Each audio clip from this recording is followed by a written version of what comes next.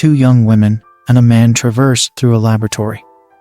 The girl on the left is Inumami-chan, distinguished by her animal ears, while the girl on the right is Elf-chan, another slave accompanying them. Elf-chan is among the elves' flat-chested slaves under their master, who happens to be the sole user of a cheat job in the hero's world. As they explore, Inumami detects enemies nearby. A blue slime, the weakest creature in the world with a threat level of 1, due to its feeble water resistance technique. With swift precision, their master swiftly dispatches the slime in a matter of seconds. Both slaves erupt in jubilation, thoroughly impressed by their master's prowess in combat. Each vies to outdo the other in praising their master's swordsmanship, inadvertently sparking a silent competition to win favor as his favorite. Their interactions hint at a subtle rivalry, with each striving to gain the upper hand through their words. Meanwhile, their master, unaware of the underlying competition, assumes that his slaves are fostering a strong bond with one another. With the defeat of the blue slime, the first chapter draws to a close, setting the stage for further adventures and dynamics between the characters. The master and his slaves find themselves in the labyrinth city of Blue Tier. Here, many humans venture into dungeons to gather monster drops, which they then sell to sustain themselves.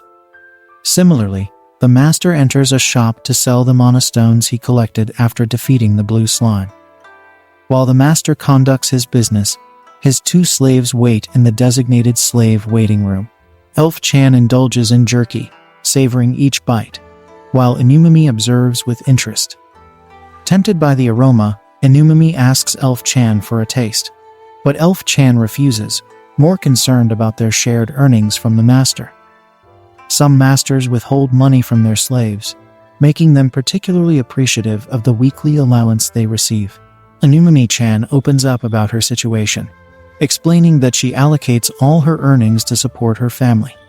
She is the elder sister of 8 siblings. If she doesn't work as a slave, her siblings will likely end up in the same predicament. Despite this, Elf-chan appears indifferent to Inumami's plight, focusing solely on her jerky. With this exchange, Chapter 2 draws to a close, hinting at the differing priorities and dynamics between the two slaves. Elf remains indifferent to Inumami's family struggles, continuing to enjoy her meat despite previously claiming to be an elf who cannot consume it. This inconsistency frustrates Inumami, prompting her to voice her discontent. Their argument escalates, drawing the attention of other customers in the shop. Observing the slave's defiance, the customers question how their master tolerates such rebellious behavior. Just as tensions peak, the master arrives, instantly shifting the atmosphere. Inumami and Elf quickly adopt obedient personas, expressing their joy at his return. The sudden transformation surprises the onlookers, who marvel at the slave's ability to seamlessly switch from defiance to obedience in the presence of their master. With the master's arrival, the conflict dissipates, and the trio departs from the shop. Inumami and Elf, now relieved from the tension, eagerly anticipate indulging in some food.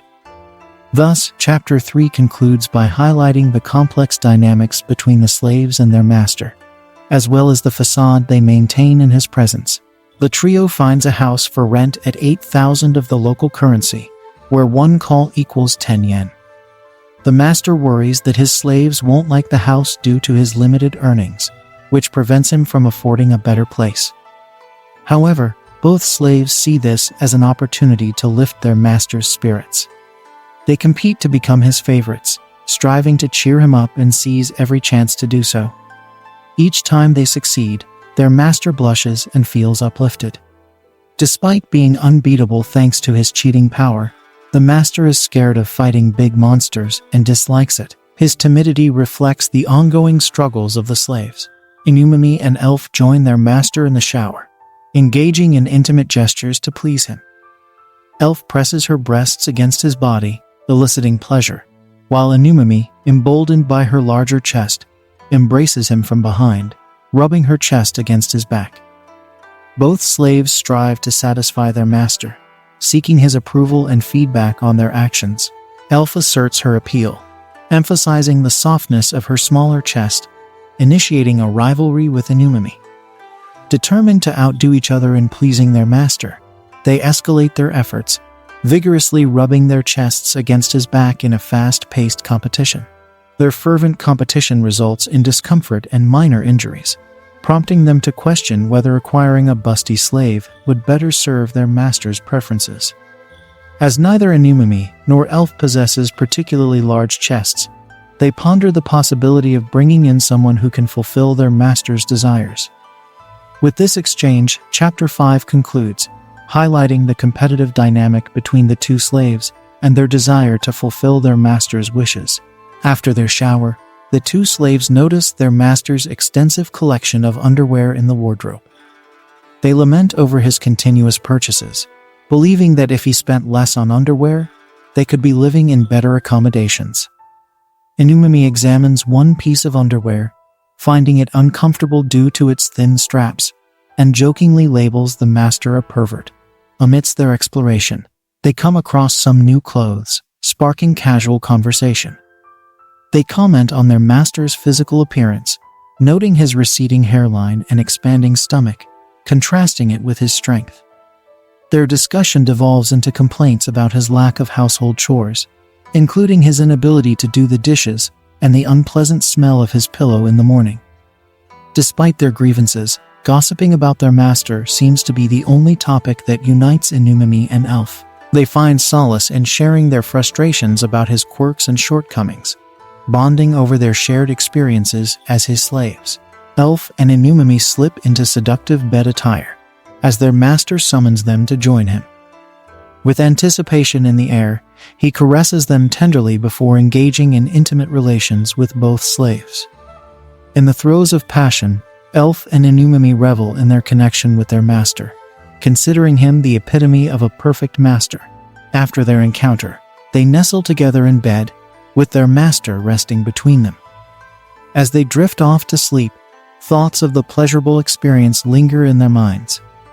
With contentment filling their hearts, they reflect on the gratification of their intimate union with their beloved master, capturing the intimate bond between the master and his devoted slaves. The master kills a monster and an elf, and Inumami feels good about how strong they are.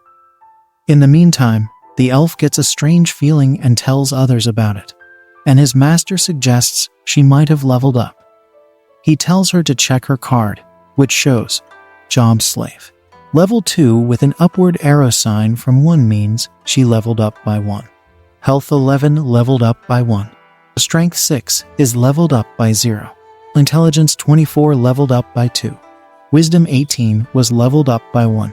And skill points were also leveled up by 1. Then Inumami taunts Elf by saying that she is already on level 2, as she is better than Elf.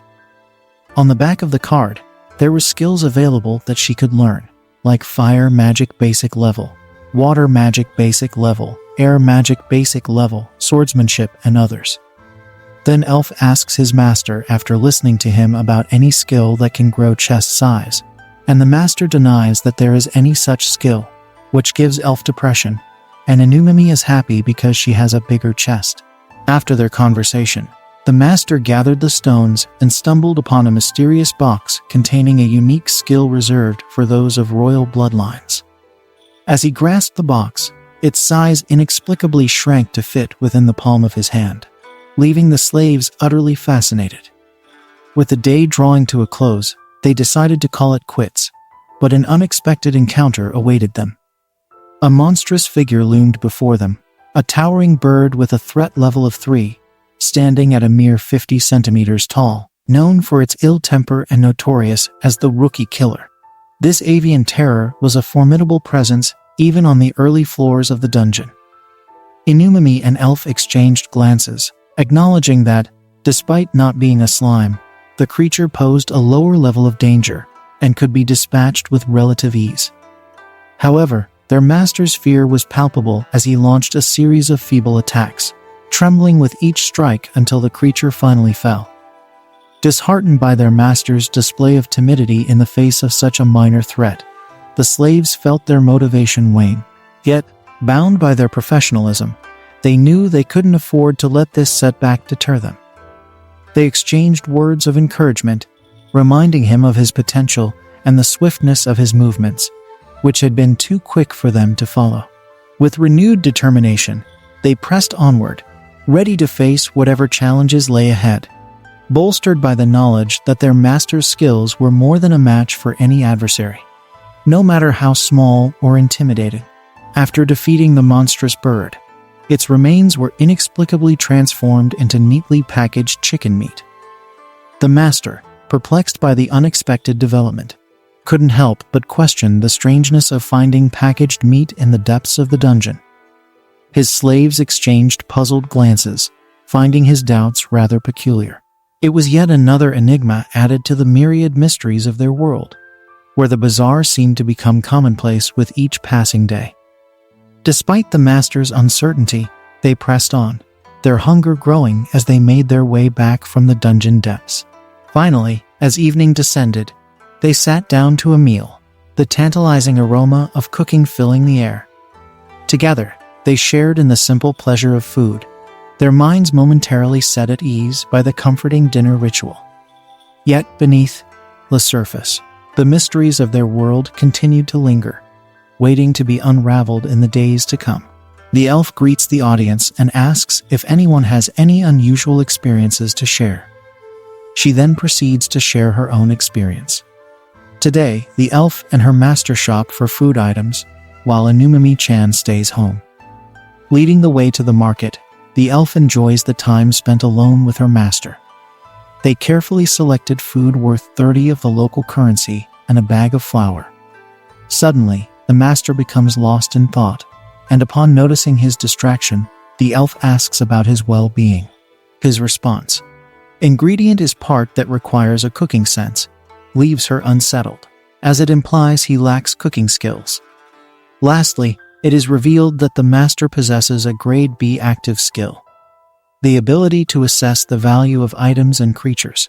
As the elf and the master continue their exploration of the shopping market, the observant elf can't help but notice a peculiar pattern.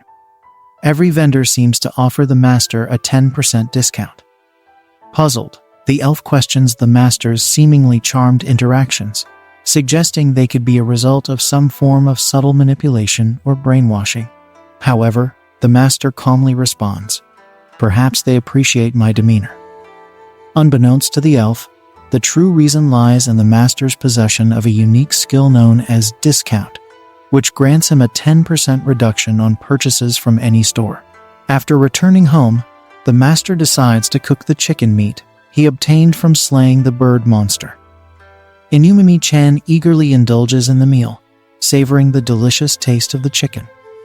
As she compliments how the chicken is crisp on the outside and tender on the inside, the elf, despite her inherent aversion to meat as an elf, finds herself unable to resist trying it. Expressing her delight, the elf remarks that, while she's had katsudon before, this karaj is exceptionally tasty, assuming that must be the name of the meat dish. Curious about the recipe, she queries the master about its origins. He reveals that it hails from his homeland, an eastern country. Upon hearing this, both the elf and the slave see it as an opportunity to impress him. The master elaborates, explaining that the blue tier where they reside marks the easternmost point on the world map. This eastern country is renowned for its mystical knowledge. He further enlightens them about a famous sauce in his homeland called mayonnaise, known for its exceptional flavor. Promising to make it next time if given the chance, he leaves them intrigued and eager to learn more about his culture and culinary traditions. Inumami-chan is engrossed in reading a letter, while the elf watches with growing curiosity. Sensing the intrigue, the elf asks Inumami about the letter, to which she responds that it's from the children of her hometown, but she prefers not to share its contents. This refusal only serves to heighten the elf's curiosity. Unable to contain herself, the elf begins to playfully touch Inumami's tail, knowing it to be a sensitive spot. In the process, the letter slips from Inumami's grasp, and the elf takes a peek at its contents. The letter reads, "Dear sister, has the male slave made you do anything strange? Your sisters are concerned, so we've sent your favorite snack. Please eat it and take care of yourself." Upon reading the letter, the elf feels a pang of sadness and returns it to Inumami, respecting her privacy. She reassures Inumami that her sisters care deeply about her, prompting a proud smile from Inumami, who appreciates her sister's love. Suddenly, the elf remembers the snacks Inumami received from her hometown and notices a package on the floor. Excitedly, she opens it, only to find grasshoppers inside. As the grasshoppers start flying around the house, the elf, frustrated and bewildered, asks Inumami if she eats grasshoppers before ultimately fainting from the shock. The elf and Inumami are enjoying grasshoppers that arrived as a snack from Inumami's hometown. Inumami casually asks if the elf was too rich to eat grasshoppers, to which the elf, munching on a grasshopper, responds that she was indeed poor. But even then, she never had to resort to eating grasshoppers. As they continue their conversation and snack on the unusual treat, they both grow comfortable. Inumami then broaches the topic of how the elf became a slave. The elf explains that although she was poor, she wasn't in debt, leading her to recount her memories. Now we delve into the elf's memories from 3 months ago. The village's name was Normal Village, nestled in a cold climate blanketed with snow. This village served as an elven settlement, situated 600 kilometers northeast of the labyrinth city of New Tyr. Enduring harsh winters, the town remained enveloped in snow for more than half of the year, making survival a challenging feat. In her flashback, the elf recalls the difficulties she faced while searching for food in the mountains, finding no fruits or vegetables to sustain herself. As her memories unfold, she finds herself seated in her old home, absorbed in a book. At that moment, she wished passionately not to die in that desolate place. Continuing Elf Chan's memory, a girl knocks on Elf's door, holding some red dishes for Elf Chan. Her name is Bestie San, Elf San's childhood friend. Elf Chan doesn't seem particularly happy with her presence. However, Bestie San explained that she wanted to bring something sweet, but unfortunately, it was not available at her home. Despite Elf Chan's initial reluctance, she eventually invites Bestie San in for some tea. Elf Chan has a knack for identifying pleasant smells and herbs. In their normal village, all the elves are of the same age, making it a lively and enjoyable environment for them. Sensing Bestie San's sadness, Elf Chan asks about what's wrong. Bestie San confesses that she wants to spend her entire life with Elf Chan, which deeply touches Elf Chan, making her realize how much Bestie San loves her. Then, unexpectedly, Bestie San starts massaging her shoulders, explaining that she's been feeling pain there recently. As she massages, her large breasts inadvertently become more prominent, shocking Elf Chan. Elf and Bestie Chan engage in a casual conversation, during which Elf questions the idea of leaving the village. Bestie Chan responds by expressing her satisfaction with village life, emphasizing its comfort. She compliments Elf Chan's attire and lovely accent, but reminds her of the difficulties associated with leaving the village. According to village rules, departure is prohibited, and those who attempt it face severe consequences, such as the confiscation of their land and a pitiful existence. In Normal Village, there's an unspoken envy towards city dwellers, but Elf Chan expresses her desire to break free from the monotony of village life. Despite acknowledging the inconvenience it would cause her mother, Elf Chan yearns for change, desiring to turn her dreams into reality. Bestie San encourages her, suggesting that the mayor's reign won't last forever, and Elf Chan can eventually pursue her dreams. It's common knowledge in the village that elves live for around 500 years, a factor that influences their perspectives and decisions regarding their future. As their conversation deepens, they both contemplate the possibilities that lie beyond the confines of their village, fueling their aspirations for a brighter future.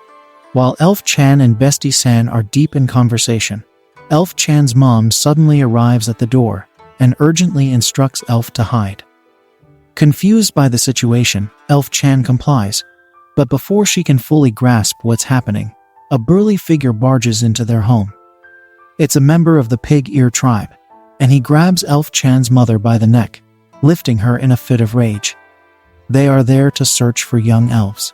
It's revealed that Elf's country has been conquered by the Pig Ear tribe's country, and now they seek to profit by selling young elves as slaves. The invaders thoroughly search the house, catching Bestie San and locking her hands before taking her away with them. Elf Chan manages to hide under the bed, evading the pig's search. It's a grim reality that those who become slaves in wartime are termed war slaves, while others, like Inumami, are classified as debt slaves.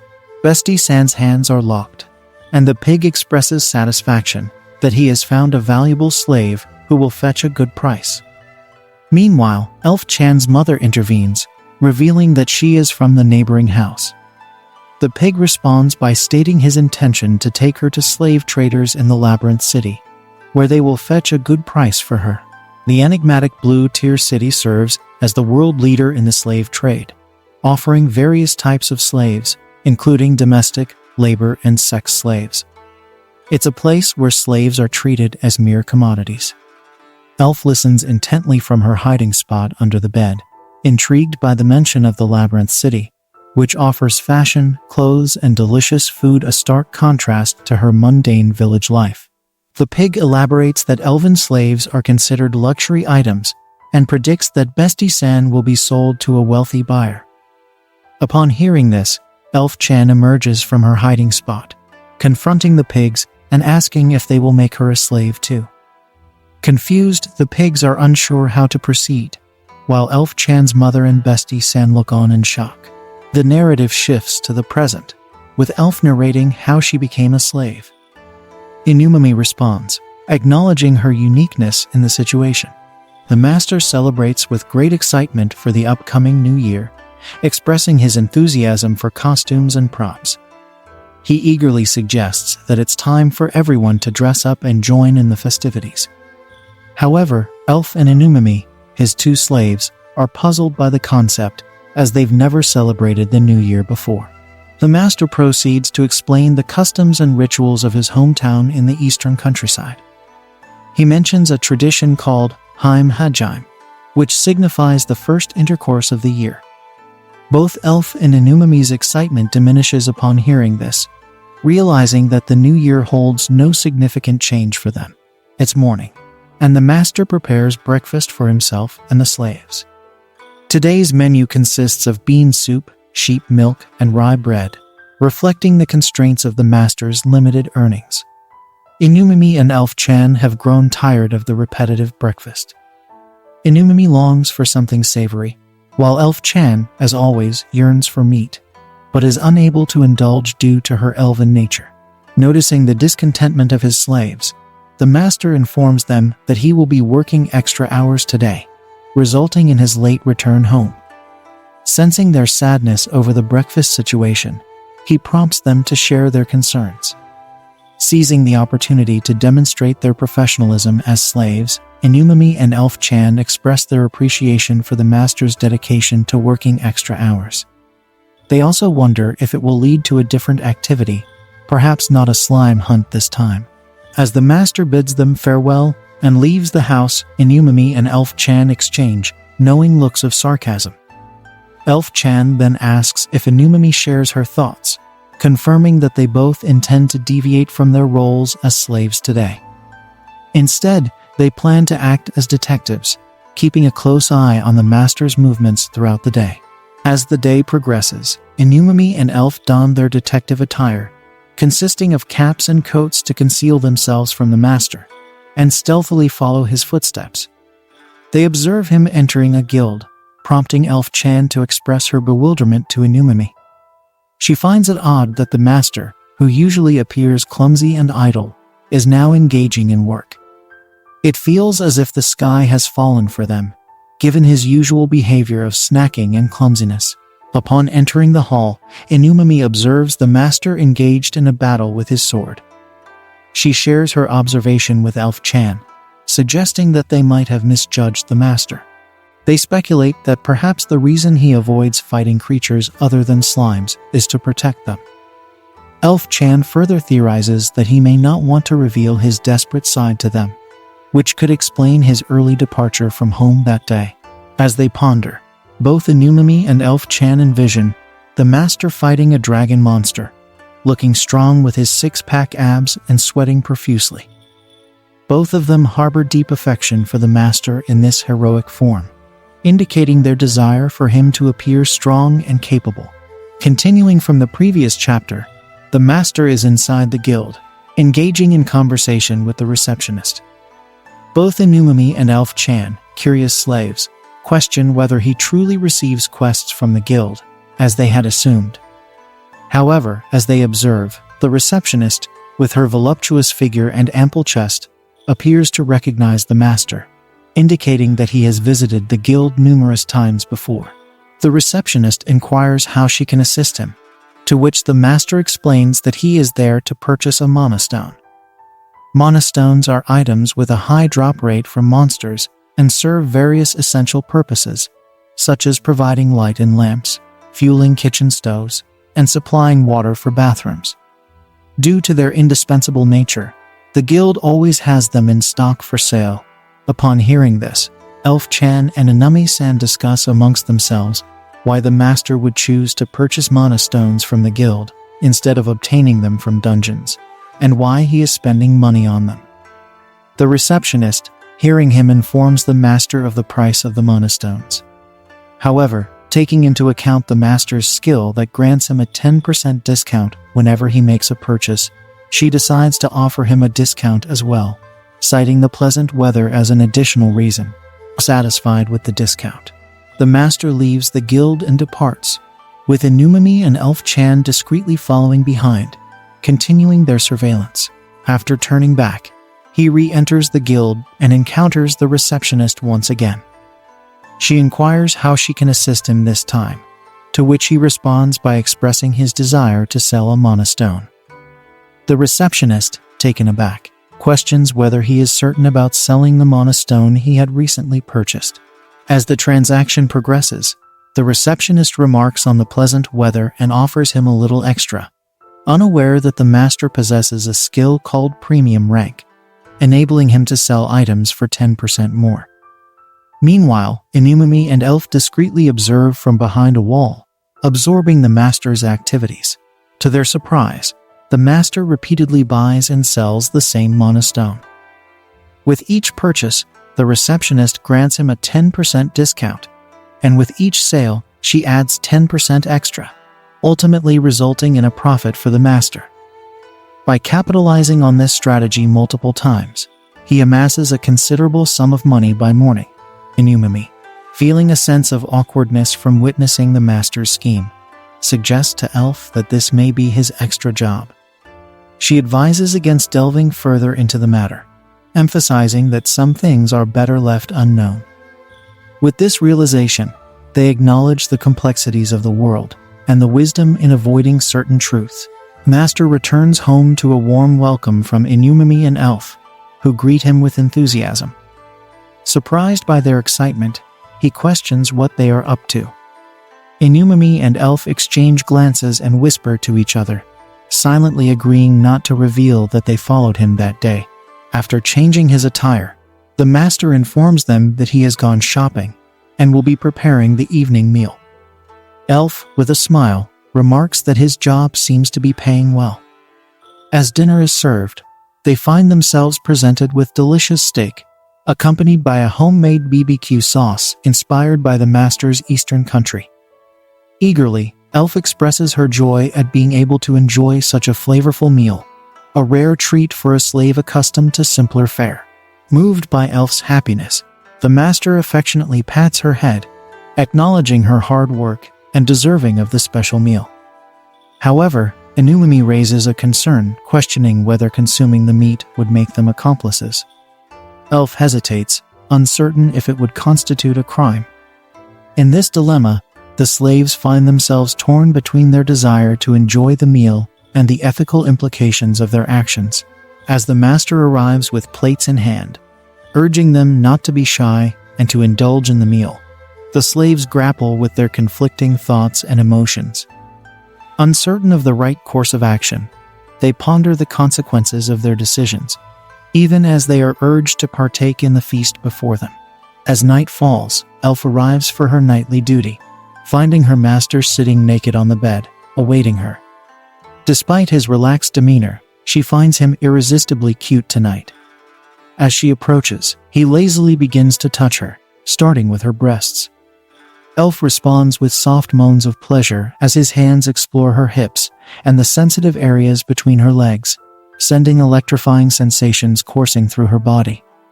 Soon, they are entwined in passionate intimacy, their naked bodies pressed together as they share kisses. After their encounter, Elf basks in the aftermath of pleasure as her master drifts off to sleep beside her. A contented smile graces her lips as she ponders the inexplicable pull she feels towards him. Lost in thought, she considers the possibility of him possessing a cheat skill granted by a divine entity. Such a skill, she muses, could override one's will, compelling them with overwhelming desire. Glancing at her sleeping master, Elf silently questions him in her mind, wondering if he has been subjected to any form of manipulation. However, the master slumbers peacefully, unaware of her inner turmoil. With a sigh, Elf resigns herself to the mysteries surrounding their connection, content in the moment as she drifts off to sleep beside him. It's morning, and Elf and Inumami are peacefully enjoying their breakfast when their master announces his intention to purchase a new slave.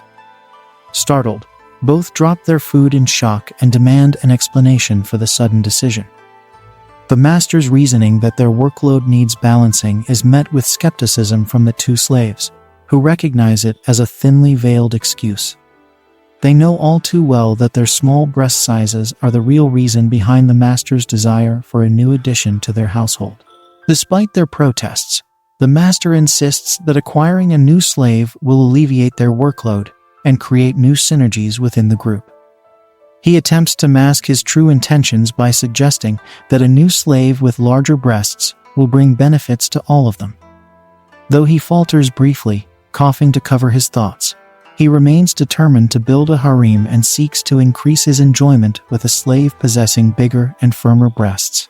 In the end, the master's excitement to acquire a busty new slave is palpable, leaving Elf and Inumami resigned to the inevitable changes that lie ahead. Despite their misgivings, they know they have little choice but to accept their master's decision and adapt to the new dynamics within their household.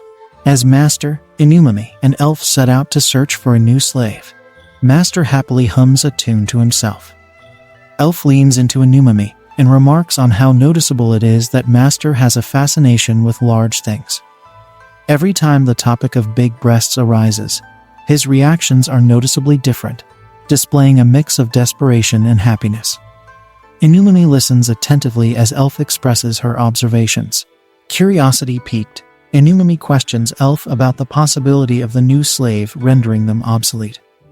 Elf responds calmly, her expression betraying no emotion, stating matter-of-factly that they would likely be sold to the next master as used slaves. In this world, the value of a slave diminishes with each exchange, leading to a downward spiral in living standards and resale prices. Those deemed no longer useful to their masters often end up in prostitution slums, a fate considered the lowest existence for a slave. Elf continues, expressing concern for Inumami, noting that it would be her third time facing such a situation. She reflects on the rarity of slaves being freed from their masters, usually under extreme circumstances. Inumami's anxiety is palpable, prompting Elf to realize she may have been too insensitive in her remarks. However, Inumami assures her it's fine, acknowledging the possibility of it happening to her. Feeling a sense of responsibility, Elf declares that their mission is to prevent Master from acquiring a new slave. They vow to do everything in their power to ensure that no busty newcomers enter their homes. With determination in their hearts, they pledge to stop at nothing until they succeed, united in their mission to protect their current living situation. As the trio entered the bustling slave market, the atmosphere weighed heavy with despair and resignation. Inumami and the Elf, their senses assaulted by the sights and sounds of human misery, couldn't help but feel a profound sense of dread settle upon them. Each face they passed seemed to bear the weight of shattered dreams and stolen freedom, and the overwhelming despair threatened to suffocate them. For the Anumami and the elf, this was a world starkly different from the one they had known. Once, they had lived lives of relative comfort and freedom. But now, fate had cast them into this grim marketplace where hope seemed a distant memory. Their master, however, appeared unperturbed by the chaos around them. He remained calm and composed in the cacophony, navigating the crowds of buyers and sellers with an air of detached nonchalance. Perplexed by their slaves' unease, the master turned to them and inquired about their discomfort. The elf, her voice tinged with sorrow, remarked that the noise and chaos still overwhelmed her, a stark reminder of the life she had lost. Anumami, clinging to their master's clothing for support, expressed amazement at his composure amidst the turmoil, contrasting sharply with their fear. As they ventured deeper into the heart of the market, the Anumami and the elf found themselves clutching onto their master even tighter, seeking solace and security in his presence. Every step they took felt like a journey into the depths of despair, the very air thick with the stench of suffering and desperation. Their unease only heightened when a friendly shopkeeper approached them, offering a greeting that rang hollow in their ears. Though their master seemed to interpret the gesture as a sign of hospitality, the Anumami and the elf exchanged knowing glances, recognizing the facade for what it truly was. As they stood before the imposing structure of the Emperor's Pavilion, the epicenter of the slave trade, the Anumami and the elf knew that they were merely pawns in a game of power and greed. And though their master may have been oblivious to the true nature of their surroundings, they remained ever vigilant, acutely aware of the dangers that lurked within the shadows of the slave market. Continuing their interaction with the shopkeeper, the elf and the Anumami felt a growing sense of irritation at his brazen demeanor. His crude remarks about the preferences of certain masters grated against their sensibilities, particularly because he made no effort to conceal his words from them. Even if such preferences were true, his lack of discretion only served to further highlight the dehumanizing nature of the slave trade. The shopkeeper, however, seemed unfazed by their discomfort, responding to their irritation with disconcerting patience. He explained matter-of-factly that finding slaves with specific physical attributes, such as large breasts, was indeed a challenge due to their high demand. The elf and the Anumami exchanged incredulous glances, appalled by the callousness with which the shopkeeper discussed such matters.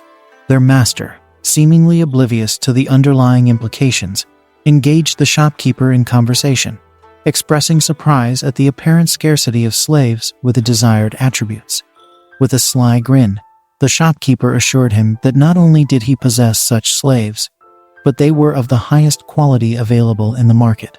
Intrigued by the prospect, their master eagerly accepted the shopkeeper's offer to visit a place where NG vote slaves could be found. NG vote, the shopkeeper explained, granted slaves the rare opportunity to choose their masters, a concept born out of necessity in response to the demands of certain clientele. However, he emphasized that ultimately, the wealth of the potential master often played a more significant role than their character. As their master expressed his desire to explore this unique aspect of the slave market, the shopkeeper provided directions to the NG vote venue, all the while harboring doubts about the master's chances of success. Meanwhile, the elf couldn't shake off a sense of foreboding that had settled over her, a premonition of trouble looming on the horizon. As they departed from the shopkeeper's presence, the elf and the Anumami exchanged uneasy glances, silently dreading the unknown path ahead. Despite their reservations, they remained steadfast in their loyalty to their master, determined to navigate the treacherous waters of the slave market together, whatever challenges may arise. As the shopkeeper ushered their master into the NG vote room, the elf and the Anumami were left outside, their hearts heavy with unease. Though they yearned to accompany their master, the rules of the establishment barred them from entering. All they could do was wait anxiously, their hopes and fears mingling in a tumultuous whirlwind of emotions.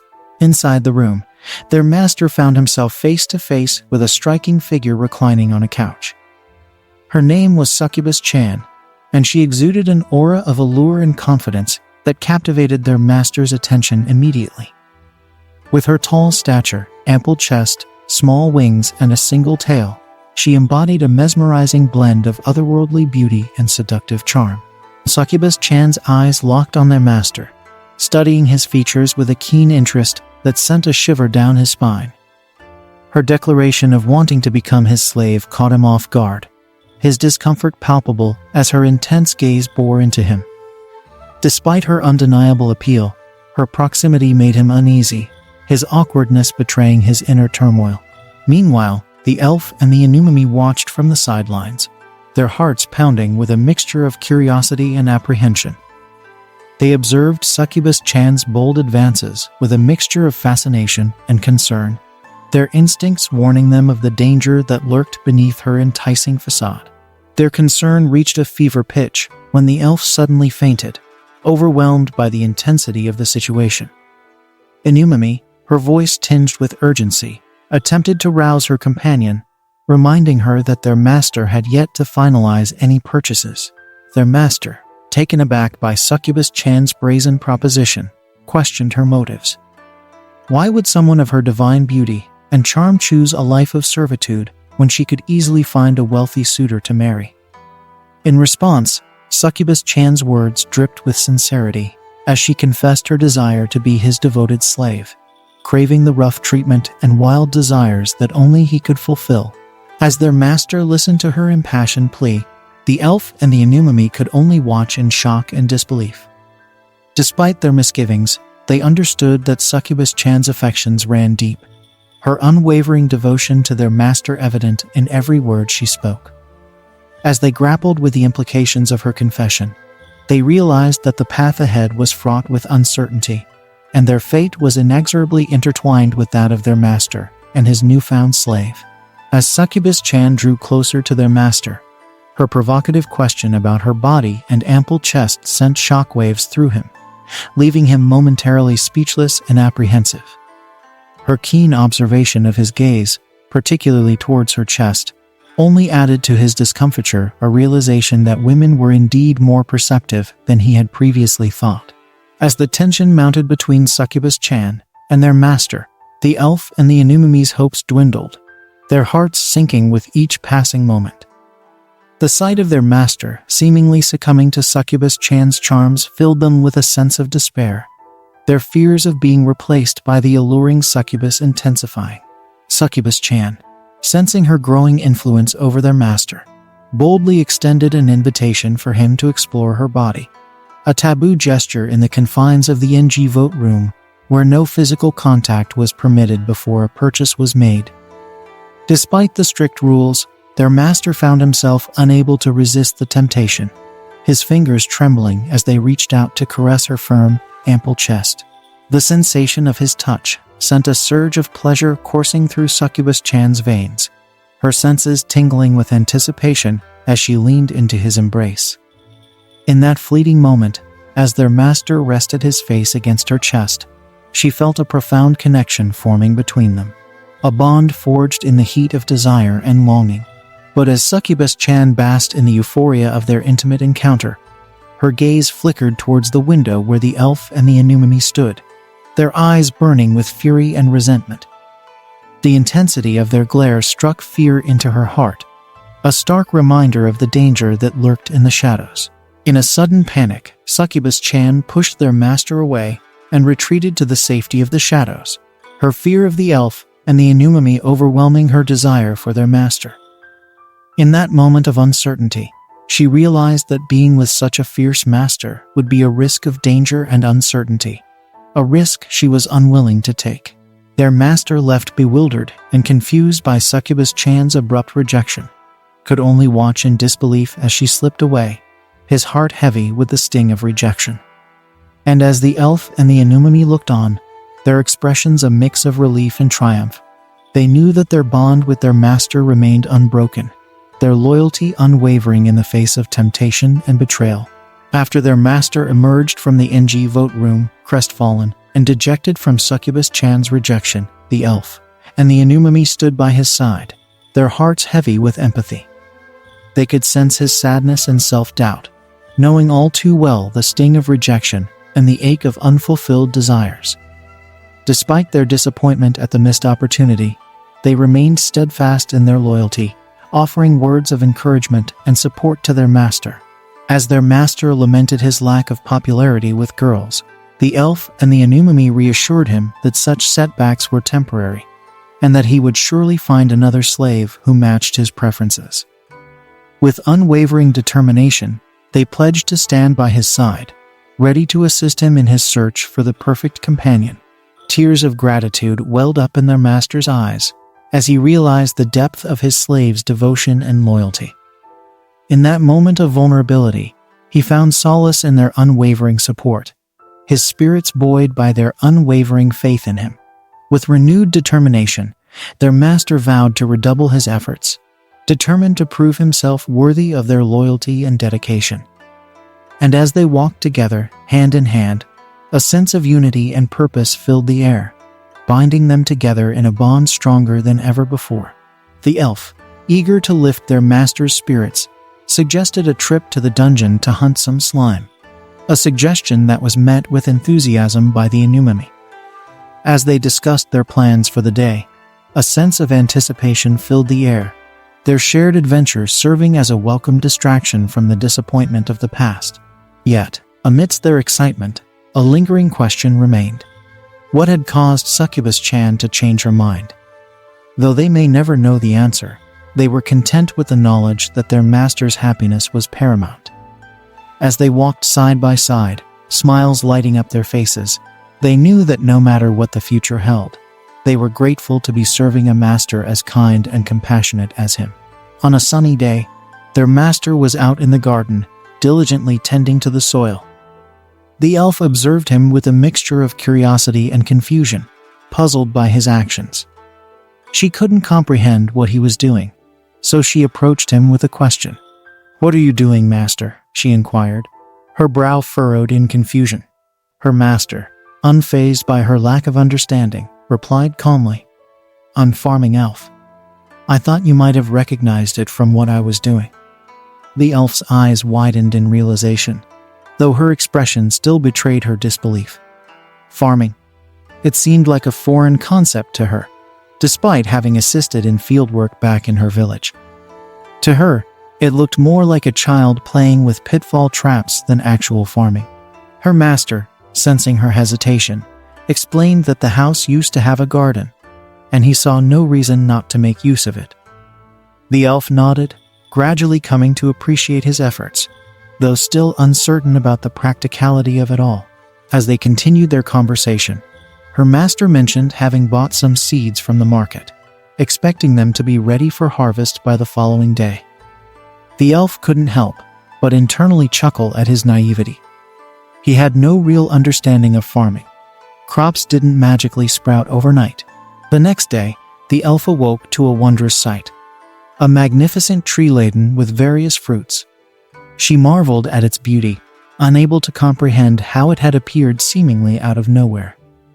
Beside her, the Anumami shared in her amazement, her heart filled with joy at the sight. Their master soon joined them, a proud smile on his face as he beheld the fruits of his labor. He remarked that it seemed he had raised them well, though the elf couldn't shake off her confusion. How had he managed to achieve such a feat overnight? With a sense of pride, their master revealed his secret. A skill known as growth acceleration, with an impressive rank A active status.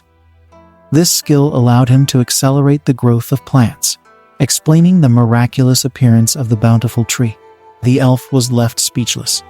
Her mind was reeling at the revelation. She had never imagined such a skill existed, let alone that their master possessed it. As she processed this newfound knowledge, a newfound respect for their master blossomed within her, mingling with her admiration for his ingenuity and determination. One sunny morning, Elf-chan and Inumami-chan were nestled together, sound asleep. Inumami's dream whisked her away to a playful scene where their master tickled her, while Elf indulged in a sweet dream where he handed her fluffy cotton candy. In reality, Elf was gently holding onto Inumami's tail as she slept, unknowingly mimicking the sensation of holding the cotton candy in her dream. Suddenly, their peaceful slumber was interrupted by their master's booming voice, as he entered the room. "Rise and shine, you two," their master exclaimed, rousing them from their sleep. Elf, bewildered by the sudden awakening, questioned what was happening, while Inumami, still drowsy, pleaded for just a few more minutes of sleep.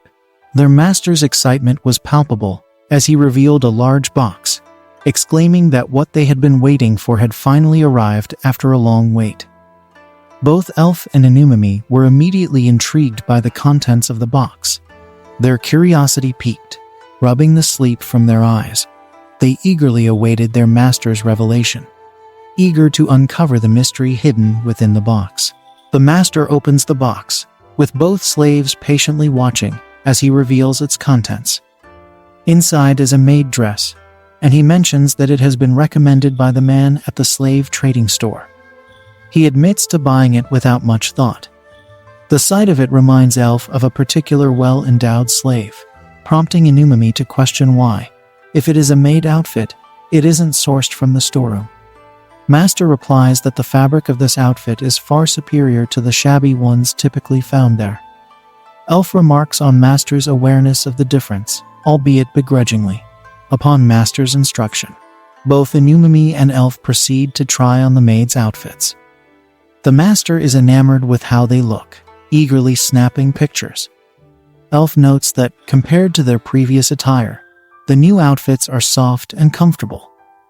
Inumami adds that it seems Master has taken accurate measurements, as the outfits fit perfectly.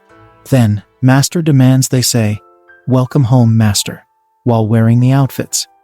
As expected, both Elf and Inumami lift their skirts slightly, revealing a hint of their legs and underwear, and deliver the phrase with smiles, exuding a seductive aura. The sight is too much for Master. Overwhelmed with arousal, his nose begins to bleed, and he faints to the floor. Inumami and Elf exchange puzzled glances, wondering what has caused their master to collapse. The usual morning trio sits down to breakfast, greeted by a spread of scrambled eggs, blueberry yogurt, roast beef, pancakes, and more.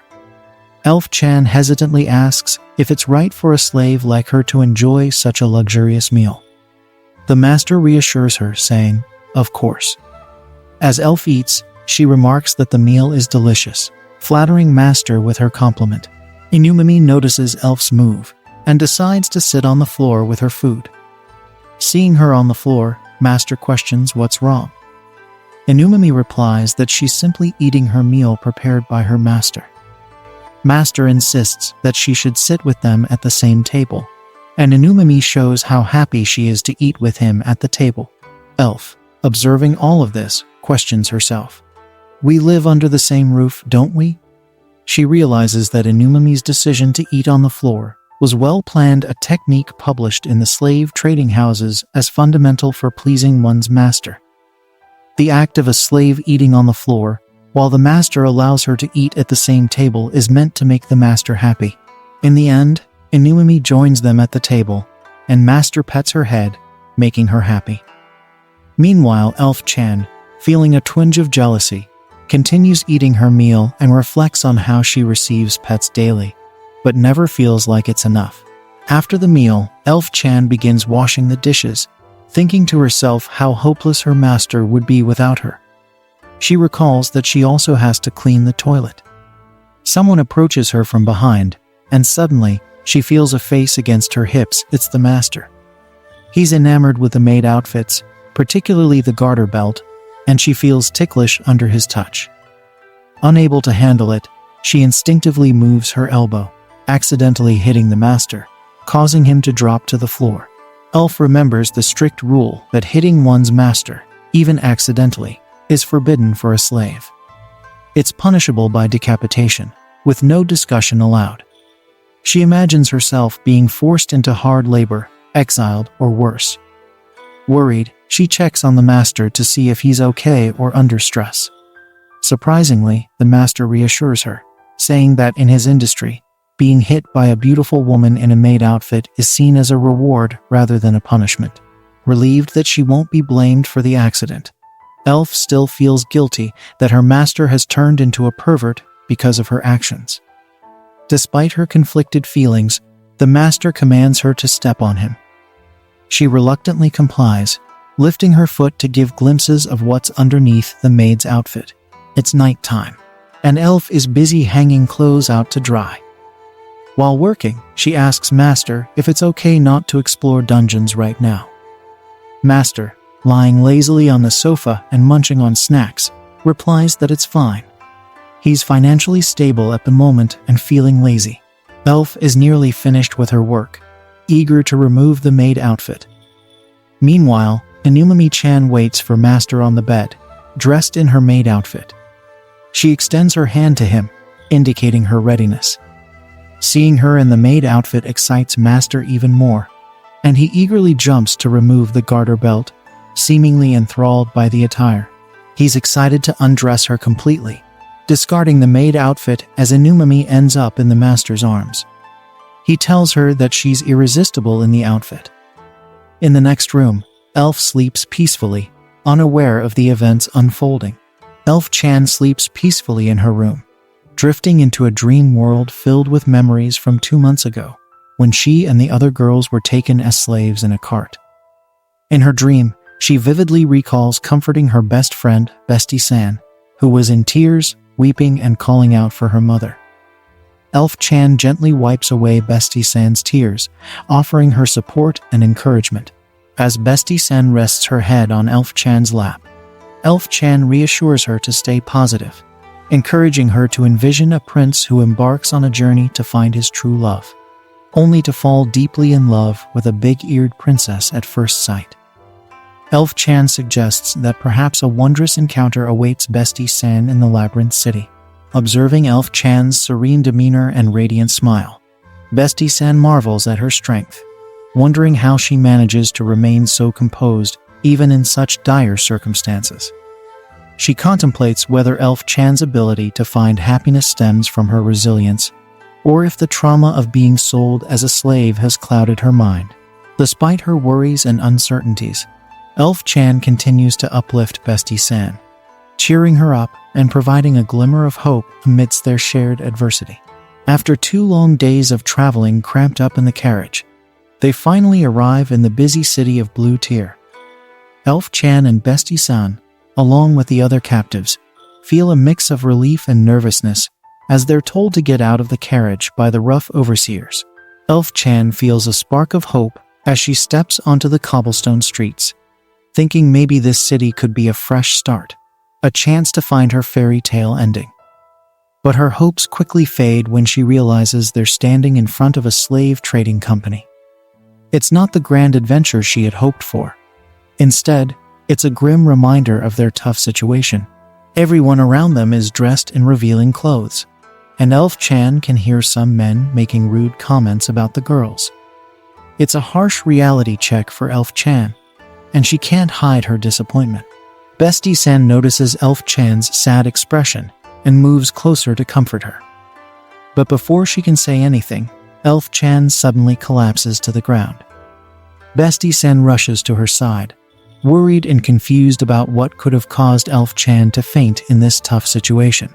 The girls brought up in the slave trade industry undergo numerous tests to assess their intelligence and physical capabilities. These assessments are crucial as they determine the girls' value and, subsequently, their fate. In particular, the girls' virginity holds significant importance as it helps maintain their value as products for the slave trade company.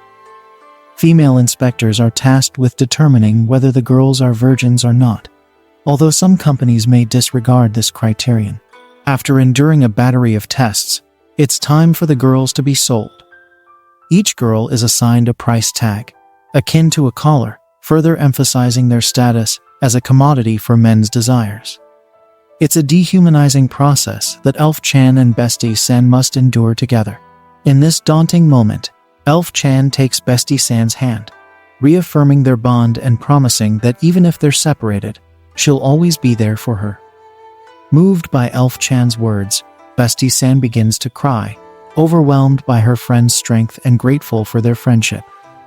Elf-chan, ever the supportive friend, gently encourages Bestie-san to stop crying, knowing that they must face their uncertain futures together with courage and resilience. As the time arrives to assign price tags to the girls, They line up anxiously, each awaiting their fate. Elf Chan stands among them, feeling a mix of anticipation and nervousness. When her price tag is finally affixed, she sees the number. 500,000 call.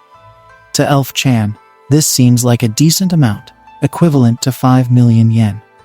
She feels a sense of relief, believing her value is fair. Curiosity tingles within Elf Chan as she searches for Bestie-san among the girls. When she finally lays eyes on Bestie-san's tag, she's stunned. Bestie-san's price is set at 5 million of the local currency, significantly higher than Elf Chan's. The reason? Bestie-san's ample chest has inflated her worth in the eyes of potential buyers. Elf Chan can't help but feel a pang of jealousy. Her envy spikes as she realizes that Bestie-san's physical attributes have made her more valuable than Elf Chan herself. The realization stings, casting a shadow over their friendship. Feeling a mixture of emotions, Bestie-san turns to Elf Chan and asks if they'll always be friends. This time, Elf Chan hesitates. Caught in the grip of jealousy and insecurity, she responds with uncertainty, saying, "Who knows?" Elf Chan's words hang heavy in the air, betraying the turmoil within her as she grapples with the harsh reality of their circumstances and the fear of being left behind. As all the girls are put on display for the customers, Bestie-san becomes the center of attention due to her exceptional beauty. Elf Chan watches nervously as the men gather around Bestie-san, marveling at the sight of a real elf. Overwhelmed by the stares, Bestie-san seeks refuge with Elf Chan, her trusted friend. Meanwhile, Elf Chan busies herself with assessing the men present as potential customers. She assigns points based on her impressions. A fat man receives 50 points. Another man, who appears average but poor, earns 60 points. And yet another receives a paltry 20 points. Suddenly, a mysterious woman arrives on the scene, drawing everyone's attention. With a hat perched atop her head and long hair cascading down her back, she holds a peculiarly designed stick in her hand. Inquisitive, she queries the men about the situation, prompting them to explain the proceedings. As the men speculate about her identity based on her distinctive attire, Elf Chan's keen eyes catch sight of her, and she can't help but admire the woman's aura of wealth and power. Rumors quickly circulate among the crowd, suggesting that she was none other than Witch-san, a renowned figure from the famed conquest group known for her exceptional abilities. Elf Chan observes as a trader approaches Witch-san, offering his assistance. In response, Witch-san expresses her desire to acquire domestic slaves to alleviate the burden of household chores. The trader discerns her needs and guides her accordingly. Watching Witch-san depart, Elf Chan realizes that this presents a rare opportunity. A chance encounter with someone of such stature may never come again. Intrigued by the possibility of what lies ahead, Elf Chan's mind races with thoughts of the future. The trader sees Witch-san's interest and seizes the opportunity, assuring her that his store has recently acquired new elves, and he won't let her leave empty-handed. With a flourish, he calls forth two slaves, Bestie-san and Elf Chan. Witch-san, lounging on the couch, casts her discerning gaze upon them. As Witch-san surveys the two girls, she makes a silent assessment. She knows that whoever accompanies her must not only be capable, but also possess a certain level of beauty. It's clear to her that Bestie-san fits the bill perfectly. Politely, she asks about Bestie-san's name, and Bestie-san introduces herself with a mix of excitement and nervousness. Pleased with her response, Witch-san declares that Bestie-san will now work for her. Overjoyed, Bestie-san eagerly accepts the offer, feeling honored to be chosen by such a wealthy and influential woman. Meanwhile, Elf Chan, witnessing the exchange, feels a pang of disappointment. Despite her attempts to remain composed, she can't help but speak up, expressing her desire to be purchased as well. Witch-san's gaze shifts to Elf Chan, and she bluntly remarks that Elf Chan lacks attractiveness. Taken aback, Elf Chan tries to salvage the situation by highlighting her affordability. After being openly mocked by Witch-sama, Elf Chan has no choice but to accept she is not worth her price tag. unlike Bestie-san, whose pillows are more than enough to start a bidding war. Now, we move to a whole week after this incident and learn that Bestie-san has left with her new mistress. The initial frenzy that came with buying slave girls finally came to a stop, as the girls who were brought here with Elf-chan were instantly purchased one after the other. Speaking of things that have changed, it turns out that Elf-chan's price has changed to a lot lower than even that of a daifuku. It's almost as if she is being sold as a defective unit now, but even then, she does not find favor with any buyers. She wonders if there is even a market for flat-screen elf girls in this world. But maybe she should head over to Earth, as there are many men of culture who prefer her petite body type. We even see one of the potential customers commenting on how an elf slave girl is only selling for 300,000 call, but then his friend tells him not to bother with her as she is a defective piece. After all, an authentic elf would easily be sold, rather than getting a price cut, so they believe Elf-chan is not even the real deal. As expected, this totally hurts her feelings, and she wonders if it was all just a bad joke for her to end up here in the first place. She knows that things will get bad if her price continues to drop this way, because eventually she'll be forced to serve a master who had no other choice but to buy her. All of a sudden, an ominous figure arrives and looks at Elf-chan with shady intentions. His aura is so powerful that even Elf-chan does not know how to react to it. He has an umbrella covering his face, so we don't know who it is, and then the slave trader rushes to the scene. He tells the scary man to head on home if he is just here to look and not buy. He seems to think of this man as a window shopper, and even says that he does not have the kind of slave girls he is looking for. Much to his surprise, though, the man says that he will pick Elf-chan in total Giga Chad fashion. Elf-chan is surprised but also relieved to have finally found a master, but the slave trader reminds him that elf girls are expensive. He wants to know if this mysterious man can actually pay for Elf-chan, but he reveals a pouch full of money to confirm he does have the funds. The slave trader says that he was about to close shop because of the weather, and asks the mysterious man if he is buying a slave for the first time. He says yes, and then we realize that he is none other than our hero, whose name continues to be stated as Master. He tells Elf-chan that he has worked very hard to be able to afford her, so she should get ready to come along with him. Elf-chan takes a good look at her new master and is clearly smitten by his appearance. Now, the slave trader says that due to the rains, he is going to present an offer that even a cheapskate will not be able to refuse. He offers Elf-chan to him for only 270,000 call, to which our hero says yes in an instant. All of this is fine, but Elf-chan does not understand how her price fell even further despite getting a buyer. Of course, this also has to do with Master Bro's cheat skill, which is activated passively. We move to the next morning now, where a couple of lovebirds are shown to foreshadow all the shoddiness that is yet to come. We see Elf-chan, who is cutely sleeping while sitting and hugging her pillow, after which she tells us that it feels as if she is having a very nostalgic dream, especially considering all the flashbacks we have seen so far.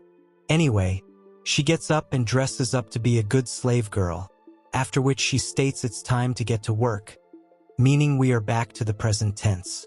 We quickly shift to the sight of a slime monster being taken down in just one blow by Master Bro and his deadly sword. Both Inu Mimi-chan and Elf-chan cheer their lover boy on and call him amazing for being such a skilled fighter. After destroying the monster, we see a small magic stone fragment which is of gray G. Elf-chan collects it and puts it in a treasure box which already seems to have multiple other fragments. She tells our hero that he has done a lot of work today, having brought in so many fragments. However, Master Bro feels that the dungeon seems a bit different today than it usually does. Inu Mimi agrees with him because it does look a lot less crowded than on regular days. Normally, this dungeon is filled with fledgling adventurers all the time due to the large quantity of slime monsters which are easy to defeat. Usually, there should be at least 2 or 3 slime hunter parties around, but today it's completely empty. As the group tries to figure out what's going on, Inu Mimi-chan panics upon noticing something that's quite scary by appearance. It turns out to be a silver slime monster, which is a threat level 18. It appears from behind the group, so they are completely taken by surprise. The slave girls notice it first, so they call out to their master to watch out for the attack. He turns around and notices the silver slime right behind him, but he is completely unfazed by the monster's presence. Rather than panicking or doing something silly, Master Bro simply unlocks Chad mode and slashes down the silver slime with just one swing of his sword. He unleashes the typical Sigma male aura as he puts his sword back into its sheath while the silver slime's remains accumulate everywhere. Master Bro notices that his slave girls are looking at him with a lot of awe and admiration, but he does not understand why any of it is necessary to begin with.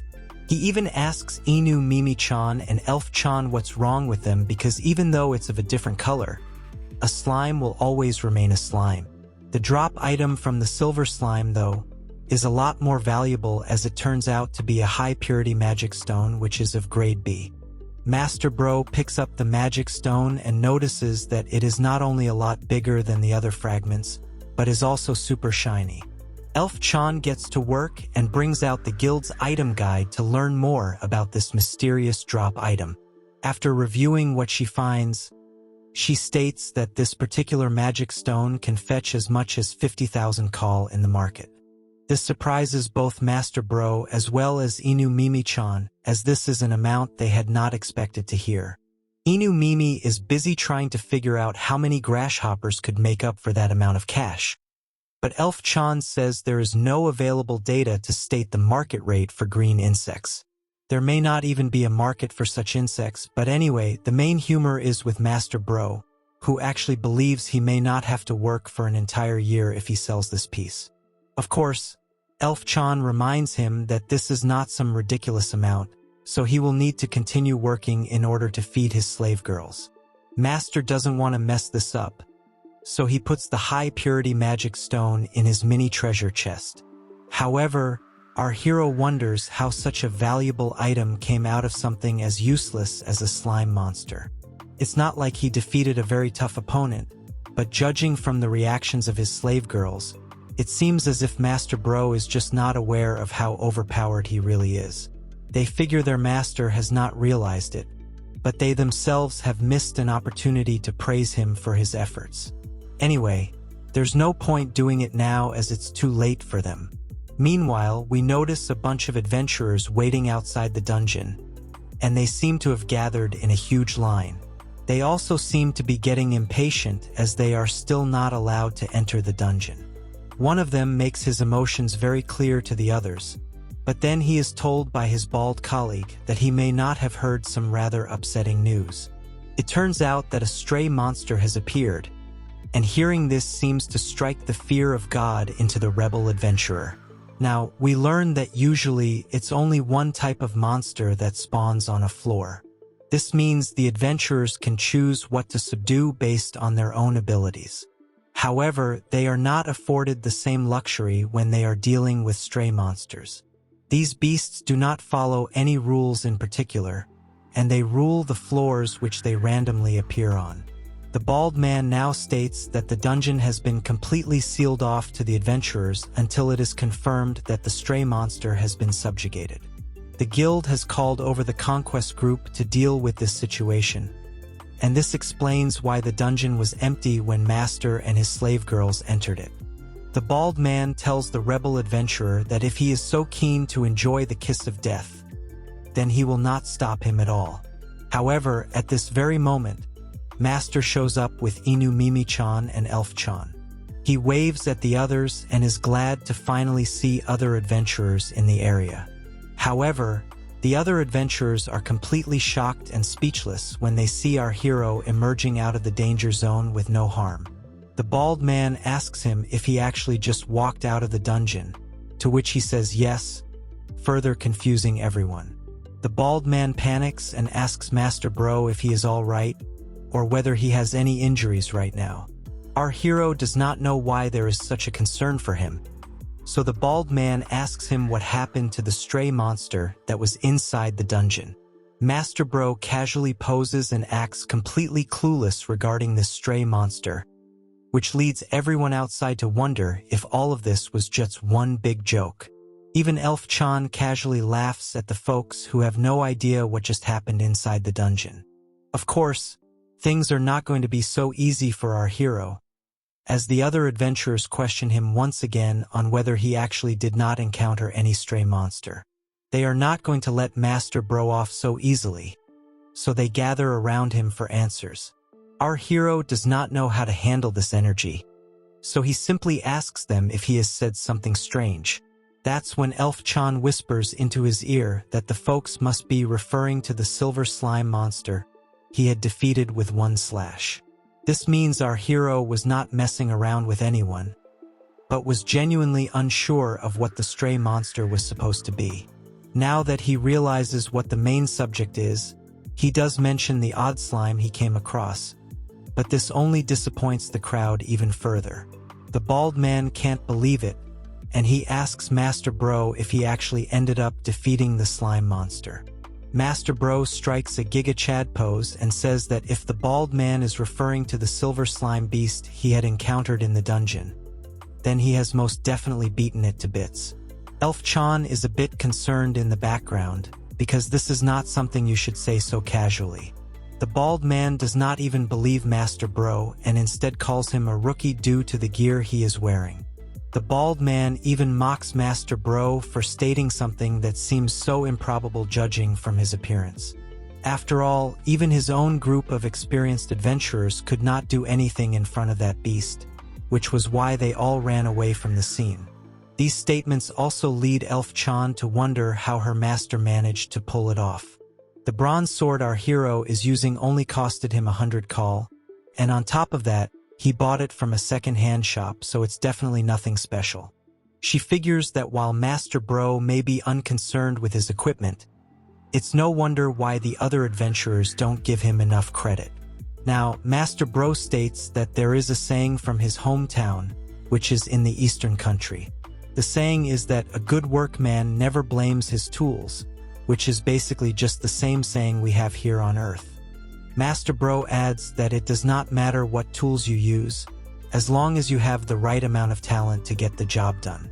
This makes Inu Mimi-chan very proud, but the bald man is not too pleased with this answer. He demands to be shown some proof of this encounter, and the most obvious evidence for that is the drop item for defeating the silver slime. Master Bro casually shows the massive stone he got from the beast and asks if this is what the bald man was referring to. Naturally, all the adventurers are mesmerized by what they see. After all, a magic stone as big as this is quite rare around these parts. This makes them more likely to believe that our hero did in fact defeat the silver slime monster. The bald man is so shocked that he drops to his knees and comments that he still can't believe what is in front of his eyes. To see a stray monster being defeated by such a youngster is definitely not what he had on his bingo card. But such is the truth of life. Master Bro does not have time to appease the fragile egos of men who don't even have any hair on their heads. So he says that will be enough. He has to leave with his slave girls as they are in a hurry, and this prompts the other adventurers to lament how their income for today will be less than zero if things continue at this rate. Some others say that it would be best to ignore the bald man and dip into the dungeon because the stray monster has been beaten now. However, before anyone can make a move, the jealous Baldy raises his hand and asks everyone to wait a minute. He does not seem to be convinced even after such a blatant display of evidence. And then he tells everyone not to be fooled by Master Bro. He says there is no way to know for sure that the drop item is from the stray monster, and even goes on to claim that it is a fake. Elf-chan does not appreciate such a loser mentality, as the bald man was the one who had asked for proof, and now that it is shown, he is calling it a fake. This is even worse than Drake on the Heart Part 6. But the bald man has now committed himself to being a sore loser, so he has to follow through. He calls out to Master Bro and thinks to himself that there was no way a rookie could defeat a stray monster without even getting scratched. He tells our hero to remember what he had stated earlier about talent, and challenges him to a duel so that he can see what he is talking about. The bald man brings out a metal sword which has a listing price of 3,000 call, meaning his equipment is much better than Master's. The bald man once again says that he would like to see the talent which was able to defeat the stray monster with such ease. So Master Bro figures he might as well take part in this duel. Of course, Elf-chan and Inu Mimi-chan are both concerned for their lover boy, but he is just looking at the whole thing like it's some minor inconvenience. The bald man does not like his casual attitude, so he launches his ultimate sword attack on Master and taunts him to stop it if he can. Of course, there's no way our hero can hide his powers anymore, so he brings out his bronze sword which was at a list price of 300 call, but he managed to bargain his way to get it at just 100. Colonel Master Bro does not want to stand out in front of a crowd, but the bald man mocks his sword by comparing it to a dull letter opener. There is no way for him to be beaten by such a tool, so he charges ahead. But this is when he realizes that he is not like us. Master Bro unleashes a casual sword attack on the bald man and manages to land a strike within a second. The bald man tries to defend with his sword, but it gets broken in an instant through our hero's attack. The broken sword piece flies away, which means the bald man has no other choice but to finally admit his defeat to our hero. This at least makes him a little better than Drake, and then all the adventurers gather around Master Bro out of amazement. While they continue to praise our hero for his skills, the bald man sits down on the ground and laments that he should know better than to lose his cool, especially at his age. The rebel adventurer shows up next to him and says that at least he knows when to recognize he has lost rather than going to random streams to act like he's unbothered. The rebel adventurer adds that if it were him, then he would have definitely fought until he lost his life. He then asks the bald man if he would like to party up with him, and this surprisingly makes him blush. Meanwhile, as the other adventurers gather around Master Bro, Elf-chan and Inu Mimi-chan comment that there's no room for them to go in right now. As the commotion continues, we notice that someone has been watching the whole thing from the top on her broomstick, which is on par with her brand image. It is none other than Witch-sama, who feels like she has just stumbled upon something very interesting. We are reminded once again that she is not just a curvy babe, but also a member of the strongest and most famous guild in Blue Tear, known as the Silver Wolves. Witch-sama tells us that she had flown here after hearing about a stray monster showing up inside the beginner's dungeon, but instead, she has found someone who can use runic magic. She is, of course, referring to Master Bro, and she proceeds to analyze his skills with her own magic. She notices that Master's skill is grade A of runic magic, which means he can totally enhance the powers of any object just by inscribing a rune onto it. Witch-sama is not able to read what's on his word though, and she gets bothered by it. She wonders what kind of power it actually is, and since she is unable to read the text, she also believes that it could be from a different country. Master Bro is far from a normal rookie, and this makes Witch-sama even more interested in him. She needs to know exactly what Master Bro is hiding, and then she will be able to determine what his true value is. Now, we move to our hero's home where his slave girls are dressing into their new alluring night dresses. Inu Mimi-chan complains that the very first items their master bought after selling the highly valuable drop item were these night dresses. She feels that if our hero did not always waste his money on such shady dresses, then they would have had much higher living standards. Of course, Elf-chan is in her own dream world, so she does not respond at first, and she only casually says yes when Inu Mimi asks for her opinion again. What these slave girls do not know is that there is no man of culture out there who would not spend money on such items if they had the chance to do so. The doggy girl goes up to Elf-chan and asks her what's on her mind because she is clearly distracted by something. She states that after the stray monster was defeated, her level actually increased by 3 points. This makes Inu Mimi-chan's tail wag, and she reveals that she too has increased her levels due to their master's exploits. The doggy girl is excited to know what new skills Elf-chan has received, so she immediately goes for her flat pillows and asks if she is finally upgraded from a washboard figure. She lets her intrusive thoughts take over and goes ahead doing some shady things, so Elf-chan has to tell her to control her hormones. She eventually whacks Inu Mimi-chan on the head and tells her that Master Bro has already stated there is no such skill that can increase the size of pillows. Inu Mimi-chan says that she was just joking, and then Elf-chan reveals that she could not decide on what to upgrade, so her skill points are still available to use. The doggy girl is surprised to learn that you can store up skill points, but also urges Elf-chan not to think too deeply and just choose the skills that she would like to learn. This puts her in a concerned state of mind because she is still not certain as to what she would like to learn for herself. After some careful consideration, Elf-chan says that she would like to learn a skill which would help her level up by sleeping. It sounds like a great skill, but Inu Mimi-chan laments that such a skill does not exist at all. Of course, she does not know that Master Bro has a secret skill that is very similar, and it is called Godly Slumber. It is a grade S passive skill that allows you to gain experience as you sleep. Master Bro seems to be having a dream where he calls out to his slave girls, telling them not to be so impatient as he is not going to disappear. Now, we move to the next morning where we see Elf-chan getting ready to use some of her magic skills. She gets into position and decides to relax her breath in order to use her new skill. She used to dream all the time about being able to use magic, and now thanks to her skill points coming from Master Bro, she can finally make her dreams a reality. Elf-chan takes a deep breath and then unleashes her aqua magic in rather dramatic fashion. She forms a water bubble and is able to squirt all over the plants in front of her. This makes the plants grow in an instant, which makes Elf-chan quite proud of her new convenient power. What she does not realize, though, is that Inu Mimi-chan is watching her from behind, and from her angle, it looks like Elf-chan is releasing a different kind of water from a sensitive body part. It does not help that Elf-chan is also enjoying the feeling that comes with watering plants with her magic. This traumatizes Inu Mimi-chan for life, and then we move to the dining table with Master Bro. He says that today's herbal tea has a very nice aroma and commends Elf-chan for her efforts.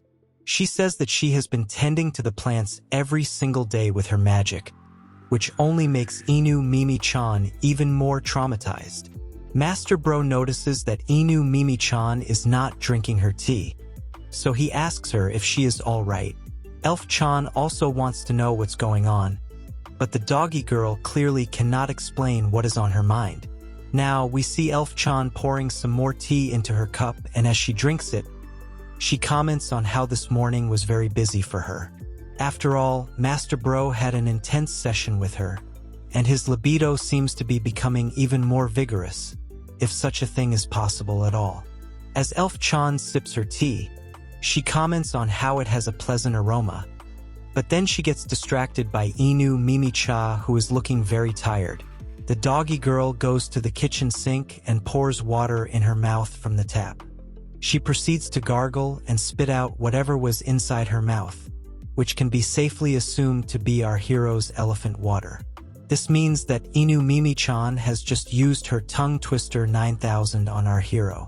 Master Bro is definitely putting his slave girls to work, so Elf-chan goes to Inu Mimi-chan and congratulates her for doing a good job. She then asks her if she would like some herbal tea, to which she says yes in an instant, meaning she does not care anymore about what goes into her mouth. Now, it's time to go to another dungeon which seems to have a different official name, but most humans can't seem to recall it. It's a small dungeon with only 3 levels, and the monsters that appear here have generally low combat prowess. Due to this, newbies and rookies can explore it with ease. Master Bro and his slave girls enter the dungeon to check it out, but he seems to sense something odd about Inu Mimi-chan. He asks her if she is unwell, so she clarifies it's nothing like that. She was simply remembering what happened yesterday and got a bit scared all of a sudden. Elf-chan makes fun of her and says that she worries too much, but also reminds her that yesterday was a very rare event. As a matter of fact, if their master had not saved them, then they would have definitely lost their lives to the silver slime monster. Master Bro strikes a Chad pose and tells the doggy girl that she does not need to worry about any kind of monster because he will be there to protect her from it. The slave girls are not too sure if their master is being sarcastic, but they anyway move forward. They come across a stone statue in the area, but they wonder if it was always there. It is quite strange indeed, so Elf-chan goes to check if someone has left it as an object in the dungeon. She touches the stone, and this seems to activate something as we see its eyes light up. Suddenly, the floor starts to shake, and Master Bro wonders what's going on over here. That's when an arm pops out of the floor and we are shown a new kind of monster. It is a miniature golem which is a threat level 10, meaning it's not really that tough as compared to the silver slime monster. Having said that, it is quite huge, which makes our hero and his slave girls look on in befuddlement. How is Master Bro going to deal with this giant? Will Elf-chan finally make herself useful? And has Inu Mimi-chan actually washed off the aftertaste of our hero's elephant water? Like, share, and subscribe if this is the slave life you also wish to enjoy. Let's see this video go viral so that I can continue with the story for you guys. Okay then, I'll see you in the next one.